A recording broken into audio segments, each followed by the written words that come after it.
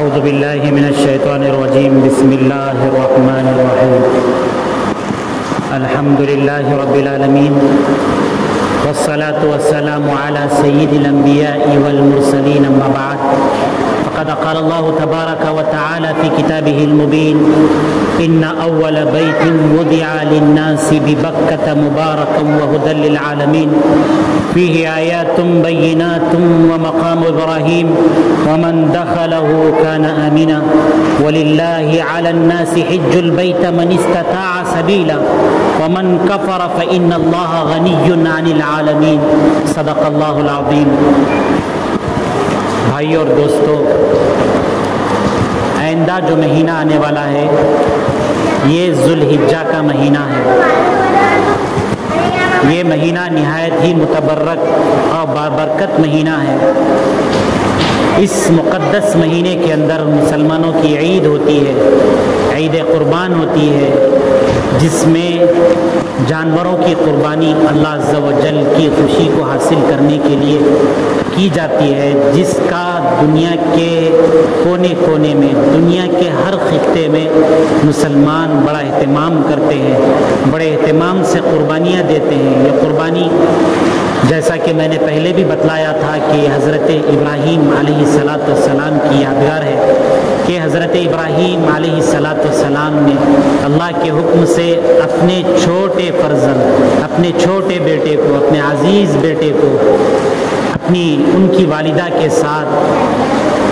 جہاں پر اس وقت خانہ کعبہ ہے وہاں پر حضرت ابراہیم علیہ السلام چھوڑ کر آئے تھے. پھر اس وقت حضرت ابراہیم علیہ السلام نے اللہ سے دعا کی تھی، ربنا انی اسکنت ذریتی بواد غیر ذی زرع عند بیتک المحرم. اے ہمارے رب، میں نے اپنی آل اولاد کو، میں نے اپنی ذریت کو، میں نے اپنے بچوں کو تیرے گھر کے پاس چھوڑ دیا ہے جہاں پر کھانے پینے کے لیے کچھ نہیں ہے، جو وادی غیر ذی زرع ہے، جہاں پر کوئی چیز اگتی نہیں ہے، جہاں پر پرندوں کا بھی بسیرا نہیں ہے، جہاں پر کوئی انسان نہیں رہ سکتا ہے، جہاں پر نہ تو کھانے کا کوئی نظم ہے نہ تو پینے کا کوئی نظم ہے، بالکل چٹیل میدان ہے، بالکل پہاڑی علاقہ ہے. آپ کے حکم پر میں نے اپنی اولاد کو ایسی جگہ پر جہاں پر آپ کا گھر ہے، آپ کا مبارک گھر ہے، اس جگہ پر میں نے چھوڑ دیا ہے. حضرت ابراہیم علیہ السلام نے دعا کی تھی، ربنا لیقیموا الصلاۃ. اے اللہ، میں نے اپنی اولاد کو تیرے گھر کے پاس اس لیے نہیں چھوڑا ہے کہ وہاں پر وہ کمائیں کھائیں، بلکہ حضرت ابراہیم علیہ السلام کہتے ہیں ربنا لیقیموا الصلاۃ. اے اللہ، میں نے اپنی اولاد کو تیرے گھر کے پاس، تیرے مقدس اور بابرکت گھر کے پاس میں نے اس لیے چھوڑا ہے تاکہ وہ نمازوں کو قائم کرے. فاجعل افئدۃ من الناس تهوی الیہم. وہ چونکہ اس وقت بالکل چٹیل جگہ تھی، وہاں پر کوئی چیز کھانے پینے کے لیے نہیں تھی، بالکل بنجر علاقہ تھا، بالکل پہاڑی علاقہ تھا جہاں پر ہریالی کا بھی نام و نشان نہیں تھا. اس جگہ پر اپنی اولاد کو چھوڑنے کے بعد حضرت ابراہیم علیہ السلام نے اللہ سے دعا کی، اے اللہ، آپ لوگوں کے دلوں کو اپنے اس گھر کی طرف پھیر دیجئے، لوگوں کے دلوں کو ہمارے اس گھر کی طرف موڑ دیجئے کہ لوگ چوک در چوک، جماعتوں کی شکل میں ہر وقت ہر دم تیرے گھر کی طرف آتے رہیں. پھر اس کے بعد حضرت ابراہیم علیہ السلام نے کہا وارزقہم من الثمرات. اے اللہ، ان کو پھلوں سے رزق دیجئے. حضرت ابراہیم علیہ السلام ایسی جگہ پر جہاں پر کچھ اگتا نہیں ہے، جو بالکل چٹیل میدان ہے، جہاں پر کوئی چیز اگتی نہیں ہے، جہاں پر کوئی ہریالی نہیں ہے، جہاں پر کوئی چرند و پرند نہیں رہ سکتا ہے، چہ جائے کہ اس جگہ کوئی انسان رہ سکے. ابراہیم علیہ السلام اللہ سے دعا کر رہے اپنی اولاد کو چھوڑ کر کے وارزقہم من الثمرات. اے اللہ، میری اولاد کو پھلوں سے رزق دیجئے. بتاتے ہیں کہ اس وقت سے، جس وقت سے حضرت ابراہیم علیہ السلام نے حضرت اسماعیل علیہ السلام کو خانہ کعبہ جہاں پر آباد ہے مکہ مکرمہ کے اندر، جب سے ان کو رکھا ہے، جب سے حضرت ابراہیم علیہ السلام اور ان کی اولاد کو اللہ عز و جل نے وہاں پر بسایا ہے، اسی وقت سے دنیا کے اندر کوئی بھی پھل ہوتا ہے، دنیا کے کسی بھی خطے میں، دنیا کے کسی بھی کونے میں کوئی پھل ہوتا ہے تو سب سے پہلے وہ پھل خانہ کعبہ کو پہنچ جاتا ہے۔ خود سعودی کے اندر جو طائف نام کا علاقہ ہے، جو بالکل سرسبز و شاداب علاقہ ہے، اس علاقے کے بارے میں بھی لکھا ہے کہ وہاں کے لوگوں کی عادت یہ ہے کہ وہ لوگ سب سے پہلے نکلنے والے پھل کو، سب سے پہلے پیدا ہونے والے پھل کو بطور تبرک کے وہ خانہ کعبہ کو بھیجا کرتے تھے۔ تو اسی طریقے سے اللہ تبارک و تعالیٰ نے حضرت ابراہیم علیہ السلام کی دعا کو سن لی کہ لوگ خانہ کعبہ کو جوق در جوق جاتے ہیں، لوگ تمنائیں رکھتے ہیں، خواہشیں رکھتے ہیں، کئی سال سے اپنی خواہشات کو، امیدوں کو، تمناؤں کو اپنے دلوں میں رکھ کر بس اوقات لوگ دنیا سے گزر جاتے ہیں۔ اتنی بڑی مشکل ہوتی ہے لوگوں کو حج کے لیے، عمرے کے لیے جمع کرنے کے لیے۔ اللہ تبارک و تعالیٰ چاہتے تو اپنے گھر کو ایسی جگہ بسا سکتے تھے جس جگہ پر ہریالی ہو، جس جگہ پر سمندر ہو، جس جگہ پر پانی ہو، جس جگہ پر کھانے پینے کے نظم ہو، ہریالی ہو، ہر قسم کے موج و مستی کی جگہ ہو۔ لیکن اللہ تبارک و تعالیٰ نے اپنے گھر کو چٹیل میدان میں بالکل پہاڑوں کے بیچ بسا کر اللہ نے یہ بتلایا کہ میرے گھر کو میں پکنک کے لیے نہیں، تفریح گاہ کے طور پر نہیں بنا رہا ہوں، میرا یہ گھر یہ اللہ کی عبادت کے لیے ہے، یہ میری اپنی عبادت کے لیے ہے۔ اس کے واسطے اللہ تبارک و تعالیٰ نے خانہ کعبہ کو ایسی جگہ بسایا ہے جس جگہ صرف اور صرف پہاڑی علاقہ ہوتا ہے، جو بالکل چٹیل جگہ ہے، بالکل کوئی چیز نہیں اگتی ہے، لیکن دنیا کی ساری چیزیں اس جگہ پر پہنچ جاتی ہیں۔ اللہ تبارک و تعالیٰ نے اس گھر کو بنایا، سب سے پہلے اس کی تعمیر فرشتوں نے کی۔ دنیا کے اندر سب سے پہلا جو گھر بنایا گیا ہے وہ خانہ کعبہ ہے، جس کے سلسلے میں اللہ تبارک و تعالیٰ قرآن کریم کے اندر ارشاد فرماتے ہیں اِنَّ أَوَّلَ بَيْتٍ وُضِعَ لِلنَّاسِ بِبَکَّةَ کہ ہم نے مکہ کے اندر سب سے پہلے گھر کو بنایا، اپنی عبادت کے لیے جو گھر کو بنایا، جو بیت اللہ کو ہم نے بنایا، جو بیت اللہ کی ہم نے تعمیر کی، اللہ اس کے سلسلے میں کہتے ہیں کہ اِنَّ أَوَّلَ بَيْتٍ کہ وہ گھر سب سے پہلا گھر ہے جس گھر کو میں نے دنیا کے اوپر بسایا۔ پھر اللہ کہتے ہیں کہ مبارکن کہ ہم نے اس گھر کے اندر بے انتہا برکت رکھی ہے، یہ نہایت ہی بابرکت مقام ہے، یہ نہایت ہی مقدس اور عظمت کا حامل یہ مقام ہے، یہ نہایت ہی زیادہ اہمیت کا مقام ہے۔ اللہ کہتے ہیں کہ وہ ہدی للعالمین کہ ہم نے یہیں سے اس گھر کے ذریعے سے، اس خانہ کعبہ کے ذریعے سے، اس جگہ سے ساری دنیا کے لیے ہدایت کا سامان کیا ہے۔ یہ گھر نہ صرف یہ اللہ کا گھر ہے بلکہ ساری دنیا کے لیے ہدایت کا یہ ذریعہ ہے۔ اللہ تبارک و تعالیٰ اس کے علاوہ کہتے ہیں کہ صرف یہ اللہ کا ایک گھر نہیں ہے، یہ اللہ تبارک و تعالیٰ کا صرف ایک مقدس اور بابرکت مقام نہیں ہے، بلکہ اللہ تبارک و تعالیٰ کہتے ہیں کہ فیہ آیات بینات ہم نے اپنی واضح نشانیاں، واضح علامتیں ہم نے وہاں چھوڑ رکھی ہیں، بے شمار اللہ کی نشانیاں ہیں، بے شمار مقدس مقامات ہیں، جس میں سے اللہ عز و جل کہتے ہیں کہ مقام ابراہیم بھی ہے۔ اللہ تعالیٰ کہتے ہیں کہ یہ مقدس مقام، یہ بابرکت مقام لوگوں کے دلوں کے اندر شروع ہی سے اتنی زیادہ اہمیت کا حامل تھا کہ اللہ تبارک و تعالیٰ کہتے ہیں کہ نبی کریم صلی اللہ علیہ وسلم کے آنے سے پہلے بھی خانہ کعبہ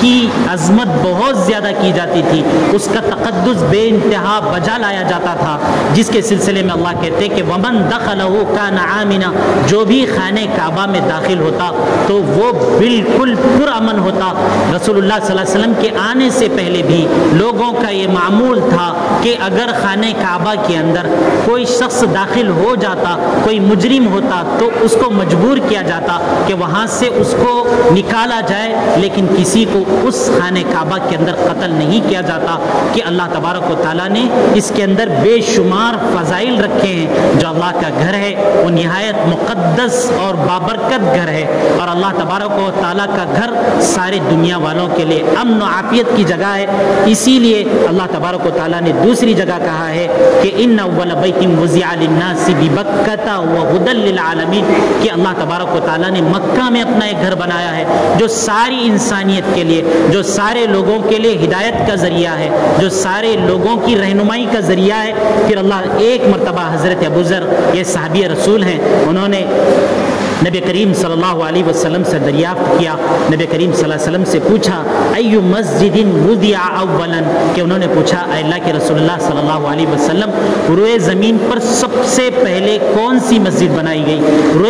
روئے زمین پر سب سے پہلے کون سی مسجد کی تعمیر ہوئی؟ تو نبی کریم صلی اللہ علیہ وسلم نے فرمایا المسجد الحرام، جو خانہ کعبہ ہے، خانہ کعبہ کی تعمیر روئے زمین پر بطور مسجد کی شکل میں سب سے پہلے ہوئی۔ تو حضرت ابو ذر جو صحابی ہیں انہوں نے رسول اللہ صلی اللہ علیہ وسلم سے پوچھا ثم ایو، اللہ کے رسول اللہ صلی اللہ علیہ وسلم خانہ کعبہ کے بعد دنیا کے اندر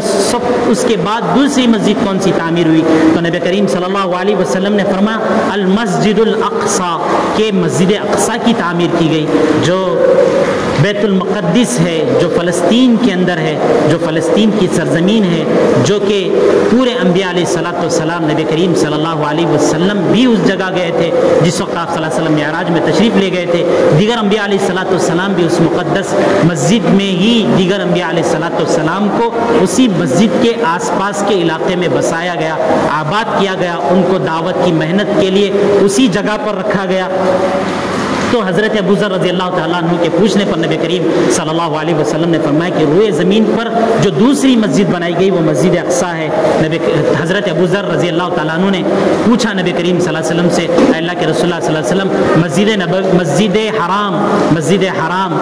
بیت اللہ اور مسجد اقصی کے تعمیر کے درمیان، دونوں کے بنانے کے درمیان کتنا فاصلہ تھا؟ تو نبی کریم صلی اللہ علیہ وسلم نے فرمایا کہ دونوں کے درمیان 40 سال کا فاصلہ تھا۔ تو بھائی اور دوستو، اللہ عز و جل کا یہ جو گھر ہے اس کی عظمت بے انتہا ہے، اس کے دیکھنے کا، اس کے دیدار کا ہر ایک کو شوق ہونا چاہیے، تمنا ہونا چاہیے، عزم ہونا چاہیے کہ اللہ عز و جل کا جو گھر ہے اس گھر کو ہم اپنے چہرے کے ان آنکھوں سے دیکھ لیں، اپنے ان سر کی آنکھوں سے دیکھ لیں، ہر ایک کو اس کی تمنا ہونا چاہیے۔ اس گھر کو اللہ عز و جل نے قرآن کریم میں کہا ہے کہ ہوا بیت العتیق، اللہ عز و جل کا یہ جو گھر ہے یہ نہایت ہی پرانا گھر ہے۔ اللہ تبارک و تعالیٰ کہتے ہیں کہ وَلْيَطَّوَّفُوا بِالْبَيْتِ الْعَتِيقِ، قرآن کریم کے اندر اللہ کہتے ہیں کہ تم کو اس پرانے گھر کا طواف کرنا چاہیے، اس پرانے گھر کے اطراف میں چکر لگانا چاہیے۔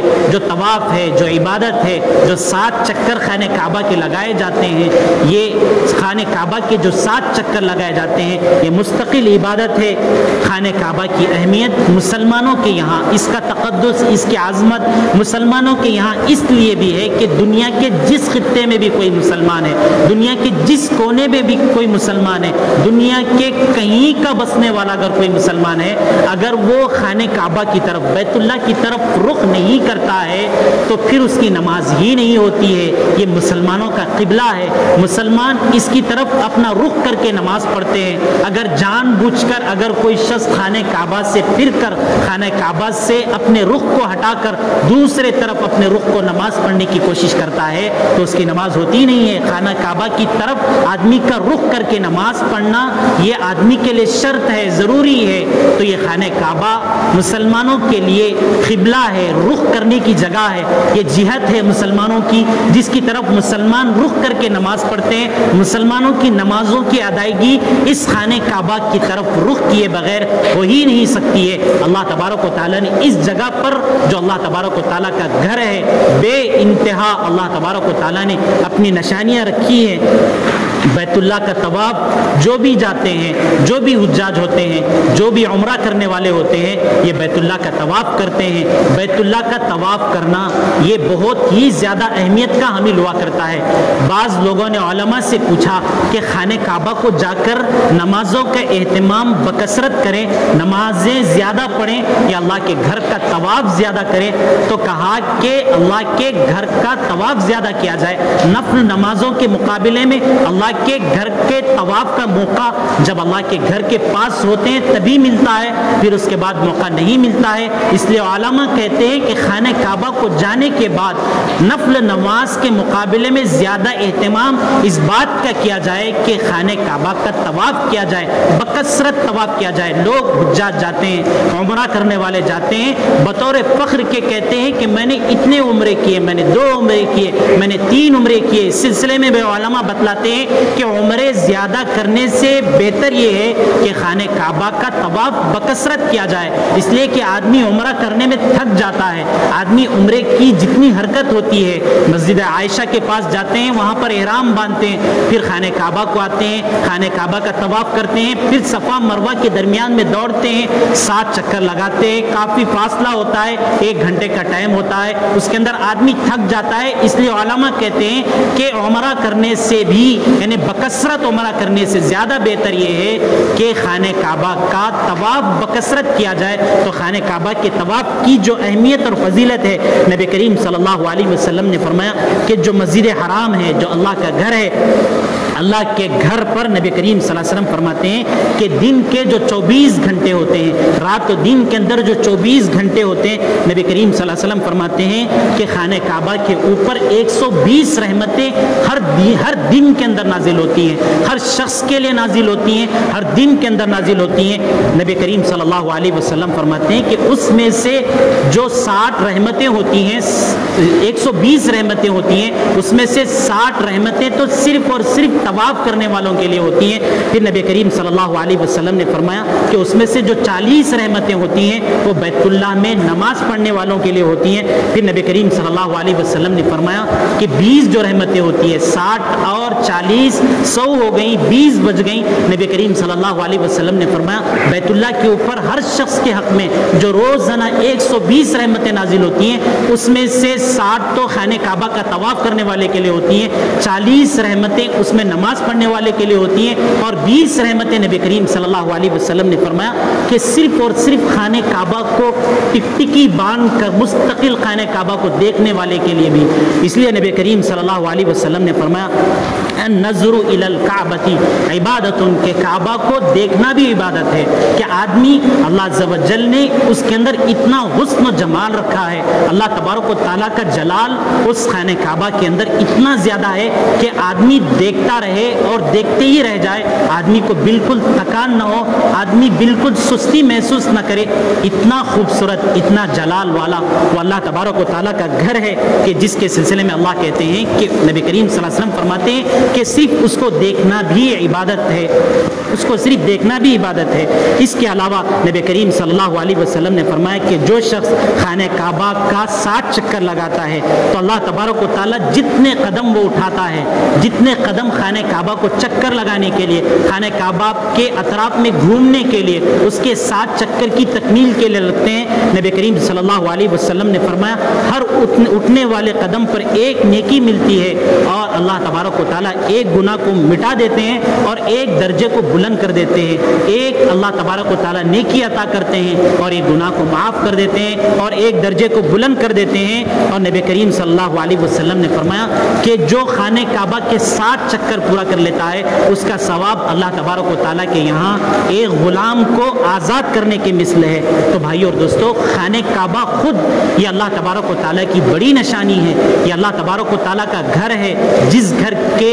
دیکھنے کے لیے، جس گھر کی زیارت کے لیے، جس گھر کے عمرے کے لیے، جس گھر کے حج کے لیے لوگ اپنی امیدیں باندھ کر دنیا سے چلے جاتے ہیں۔ ہندوستان کا ایک بادشاہ تھا اورنگزیب عالمگیر، جس نے سارے ہندوستان پر حکومت کی، لیکن بھائیو اور دوستو، اللہ کے گھر کو دیکھنے کی توفیق، اللہ کے گھر کی زیارت کی توفیق اور نبی کریم صلی اللہ علیہ وسلم کے روضے کی زیارت کی توفیق ہر ایک کو نصیب ہو جائے، ایسا نہیں ہوتا ہے۔ اورنگزیب جو سارے ہندوستان پر جو بڑے عالم تھے، جو وقت کے بڑے عالم تھے، بادشاہ تھے، وہ سلطنت ان کی وسیع تھی، بڑی تھی، وہ حج عمرہ نہیں کر سکتے تھے، اپنی طرف سے بدل میں ہر سال 100 لوگوں کو حج پر بھیجا کرتے تھے، لیکن خود ان کی یہ تمنا پوری نہیں ہوئی، بلکہ اللہ تبارک و تعالیٰ جس کو توفیق دیتے ہیں وہ اس مقدس مقام پر جا سکتا ہے۔ البتہ آدمی کو تمنا ضرور کرنا چاہیے، خواہش ضرور کرنا چاہیے۔ ہم تو اپنے زندگی کے ہر عیش و آرام کو پورا کرنے کی کوشش کرتے ہیں، ہر کام کو پورا کرنے کی کوشش کرتے ہیں۔ 60-70 ہزار عمرے کے لیے کون سی مشکل چیز ہوتی ہے؟ ایسے بڑے بڑے کام ہم کرتے ہیں، لیکن لگن ہو، شوق ہو، تڑپ ہو تو راستے آسان ہو جاتے ہیں، ہر مشکل منزل آدمی کے لیے آسان ہو جاتی ہے۔ بھائیو اور دوستو، جس طریقے سے خانہ کعبہ یہ اللہ تبارک و تعالیٰ کی نشانی ہے، اسی طریقے سے اللہ تبارک و تعالیٰ کی اور ایک نشانی نشانی ہے جو اللہ تبارک و تعالیٰ نے خانہ کعبہ کے ہی اندر رکھی ہے وہ حجر اسود ہے. جو حجر اسود ہے اس کے سلسلے میں نبی کریم صلی اللہ علیہ وسلم نے فرمایا الحجر یمین اللہ فی الارض کہ روئے زمین پر یہ اللہ کے داہنے ہاتھ کے مانند ہے. یہ حجر اسود کا وجود روئے زمین کے اوپر یہ دنیا کا پتھر نہیں ہے, یہ جنت کا پتھر ہے. یہ اللہ تبارک و تعالیٰ نے جنت سے لا کر اللہ تبارک و تعالیٰ نے خانہ کعبہ کو لگا دیا ہے. نبی کریم صلی اللہ علیہ وسلم فرماتے ہیں کہ اللہ کہتے ہیں کہ فمن مسحہ کسی نے اگر خانہ کعبہ کو جا کر حجر اسود کو اپنا ہاتھ لگا دیا, حجر اسود سے اپنے ہاتھ کو مس کر دیا, حجر اسود سے اپنے ہاتھ کو چھو لیا تو اللہ تبارک و تعالیٰ کہتے ہیں کہ فقط بایا اللہ, اس نے گویا کہ اللہ کے ہاتھ میں اس نے بیعت کر لی. حضرت اکرمہ ہیں, یہ صحابی ہیں, یہ کہتے ہیں کہ ان الحجر یمین اللہ فی الارض کہ حجر اسود یہ اللہ تبارک و تعالیٰ کو روئے زمین پر ہاتھ ہے. فمن لم یدرک بیعت رسول اللہ اگر کسی شخص کو ہم تو نبی کریم صلی اللہ علیہ وسلم کو زندگی میں نہیں پا سکے, ہمارے آقا صلی اللہ علیہ وسلم کو اپنی زندگی میں نہیں پا سکے, اگر کوئی شخص یہ تمنا کرتا ہے, کسی کی یہ خواہش ہے کہ رسول اللہ صلی اللہ علیہ وسلم کے ہاتھ پر براہ راست بیعت کر لے تو حضرت اکرمہ کہتے ہیں کہ نبی کریم صلی اللہ علیہ وسلم نے فرمایا کہ جو خانہ کعبہ کے اندر جو حجر اسود ہے اس کو چھو لے گا تو نبی کریم صلی اللہ علیہ وسلم نے فرمایا کہ گویا کہ اس نے میرے ہاتھ پر بیعت کر لی اور اس نے اللہ کے ہاتھ پر بیعت کر لی. اسی لیے اس کی بے انتہا فضیلتیں اس کے اندر بیان کی گئی ہیں. ایک حدیث کے اندر نبی کریم صلی اللہ علیہ وسلم نے فرمایا کہ خانہ کعبہ کے اندر دو جگہیں ہیں, ایک تو حجر اسود ہے جو جنت کا پتھر ہے اور دوسرا اور ایک پتھر ہے جس کو مقام ابراہیم کہتے ہیں, ایک جو خانہ کعبہ سے تھوڑی سی دوری پر ایک گول جالی کی شکل میں اس کو رکھا ہوا ہے. یہ حضرت ابراہیم علیہ السلام جن کی یاد میں ہم یہ قربانیاں دیتے ہیں, انہوں نے جب اللہ تبارک و تعالیٰ کے حکم پر خانہ کعبہ کی تعمیر شروع کر دی تھی تو خانہ کعبہ کی عمارت نہایت اونچی ہے, آدمی کا اوپر تک پہنچنا مشکل ہوتا ہے. حضرت ابراہیم علیہ السلام کے لیے جنت سے ایک پتھر آیا, وہ پتھر پر حضرت ابراہیم علیہ السلام کھڑے ہو کر خانہ کعبہ کی تعمیر کرتے تھے. حضرت ابراہیم علیہ السلام کے پیروں کے نشانات اس پتھر کے اندر آج بھی موجود ہیں جو مقام ابراہیم کی شکل میں اللہ تبارک و تعالیٰ نے اس مقام ابراہیم کو بھی نہایت ہی مقدس مقام بنا دیا ہے. جو بھی حاجی ہوتا ہے, جو بھی عمرہ کرنے والا ہوتا ہے, اس کو عمرے سے فارغ ہونے کے بعد, اپنے طواف سے فارغ ہونے کے بعد اس کو جہاں پر مقام ابراہیم ہے وہ جو پتھر ہے اس پتھر پر جانا ہوتا ہے, اس پتھر کے بالکل مقابل نہیں, اس کے آزو بازو میں جانا ہوتا ہے. اس کو 2 رکعت نماز طواف کی ادا کرنی ہوتی ہے, جو 7 چکر لگاتے ہیں اس 7 چکر کے بعد اس کو 2 رکعت نماز ادا کرنی ہوتی ہے جو مقام ابراہیم کے پاس ادا کی جاتی ہے. تو نبی کریم صلی اللہ علیہ وسلم نے فرمایا خانہ کعبہ کے اندر جس طریقے سے خود خانہ کعبہ کا وجود روئے زمین کے اندر یہ اللہ کی بڑی نشانیاں ہیں, جب قیامت وقوع پذیر ہوگی تو نبی کریم صلی اللہ علیہ وسلم نے فرمایا کہ قرب قیامت میں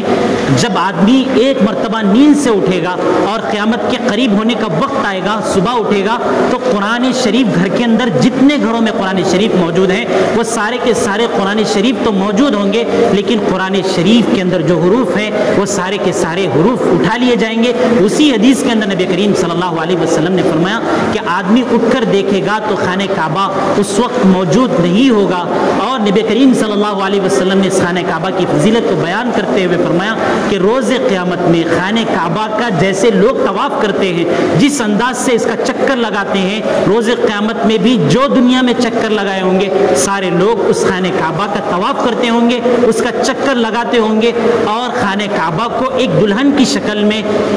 جنت کے اندر لے کر جائے گا. تو جتنے لوگ اس کا طواف کرتے ہوں گے, اس کا جتنے لوگوں نے طواف کیا ہوگا وہ خانہ کعبہ کا طواف کرتے کرتے اللہ تبارک و تعالیٰ کی جنت کے اندر وہ لوگ داخل ہو جائیں گے. تو خود خانہ کعبہ کا وجود یہ اللہ تبارک و تعالیٰ کی اس جگہ پر مکہ کے اندر اللہ تبارک و تعالیٰ کی بڑی نشانی ہے, جس کی طرف لوگ نبی کریم اللہ تبارک و تعالیٰ نے قرآن کریم کے اندر فرمایا کہ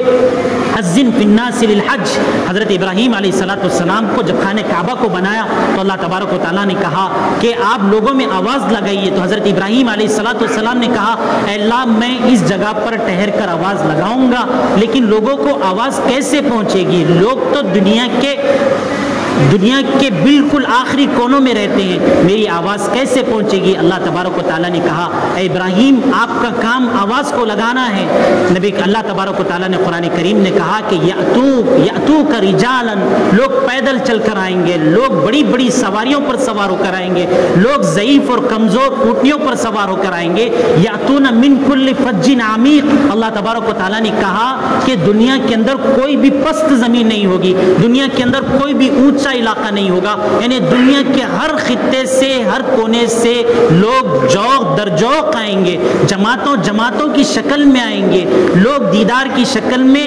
سالوں سال گزارنے کے بعد وہاں پر پہنچیں گے۔ یہ اللہ تبارک و تعالیٰ کی نشانی ہے، جس کے اندر اللہ تبارک و تعالیٰ نے اور بے شمار نشانیاں رکھی ہیں، جس میں سے ایک حجر اسود بھی ہے جو جنت کا پتھر ہے، اور اسی طریقے سے مقام ابراہیم بھی ہے۔ نبی کریم صلی اللہ علیہ وسلم نے ان دونوں چیزوں کے سلسلے میں فرمایا کہ یہ جو حجر اسود ہے اور یہ جو مقام ابراہیم میں جو پتھر لگا ہوا ہے، نبی کریم صلی اللہ علیہ وسلم نے فرمایا یاقوتتان من یواقیت الجنہ، جنت کے دو یاقوت ہیں۔ جس طریقے سے دنیا کے اندر یاقوت نامی قیمتی پتھر ہوتا ہے، اسی طریقے سے یہ دنیا کے اندر کوئی معمولی چیز نہیں ہے، یہ دنیا کے اندر جنت کے دو یاقوت ہیں، جس کو اللہ تبارک و تعالیٰ نے جنت کا کچھ حصہ دنیا کے اندر رکھا ہے۔ ان میں سے یہ دو چیزیں ہیں، ایک مقام ابراہیم ہے اور ایک حجر اسود ہے۔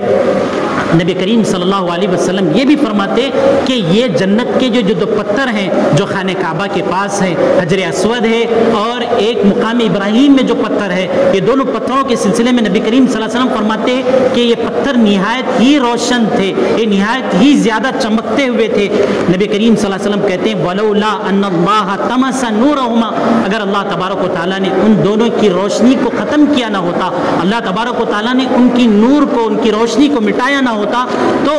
نبی کریم صلی اللہ علیہ وسلم فرماتے ہیں کہ لَأَضَاءَتَا مَا بَيْنَ الْمَشْرِقِ وَالْمَغْرِبِ، کہ وہ دنیا کے ایک کونے سے لے کر دوسرے کونے تک، مشرق سے مغرب تک، شمال سے جنوب تک کے جتنے علاقے ہیں وہ سارے کے سارے علاقوں کو روشن کر دیے ہوتے، وہ اس واسطے کہ وہ جنت کا جز ہیں، وہ جنت کے پتھر ہیں۔ اسی طریقے سے نبی کریم صلی اللہ علیہ وسلم فرماتے ہیں کہ یہ حجر اسود